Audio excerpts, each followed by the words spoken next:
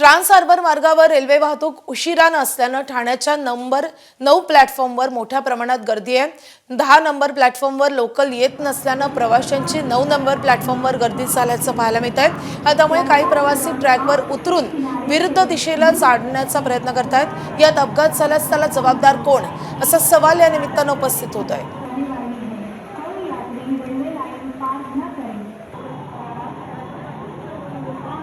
आपण सध्या ठाणे स्थानकात आहोत आणि ठाणे स्थानकाच्या 9 नंबर प्लॅटफॉर्मवर प्रचंड गर्दी झालेली आहे। माझ्या मागे तुम्ही पाहू शकता ही गर्दी जी आहे ती गेल्या अनेक तासांपासून आहे, कारण की नेरूळ इथे सकाळी ओव्हरहेड वायर तुटली होती आणि त्या ओव्हरहेड वायर तुटल्यामुळे ट्रान्स हार्बर लोकल देखील प्रचंड उशिराने आहेत। आता जी लोकल इथे आहे ती देखील 20 मिनिटं उशिराने सध्या धावते आहे आणि त्याचा खूप मोठा फटका हा ट्रान्स हार्बरच्या प्रवाशांना बसतोय, हार्बर लाईनच्या प्रवाशांना बसतोय।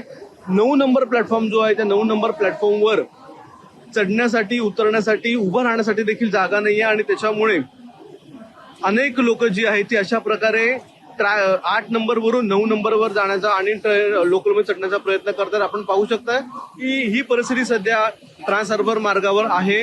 मोठ्या प्रमाणात लोक जी आहेत ती ट्रॅकवर उतरून इथे दुसऱ्या प्लॅटफॉर्मवर येत आहेत। याचं कारण हेच आहे ते म्हणजे समोर जो 9 नंबर प्लॅटफॉर्म आहे त्या 9 नंबर प्लॅटफॉर्मवर गर्दी प्रचंड झालेली आहे। 10 नंबर प्लॅटफॉर्म जो आहे जो दोन्ही बाजूने उतरतो त्या प्लॅटफॉर्मवर सध्या लोकल येत नाहीये। खरं म्हणजे सध्या त्या बाजूने लोकल यायला हव्यात तरच 9 नंबर प्लॅटफॉर्मवरची गर्दी कमी होईल, कारण की 10 नंबर प्लॅटफॉर्मवर खूप जास्त जागा आहे।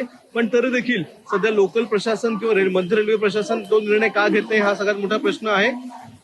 आपण जर विचार केला तर गेल्या आज सकाळीपासून हार्बर रेल्वेची वाहतूक देखील अशाच प्रकारे उशिराने होती आणि आता ट्रान्स हार्बरची वाहतूक देखील अशाच प्रकारे उशिराने असल्यामुळे लोकलच्या प्रवाशांना याचा खूप मोठा त्रास सहन करावा लागतोय।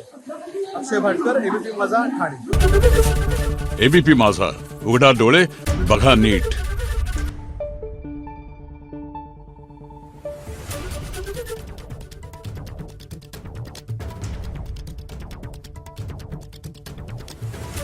Thank you.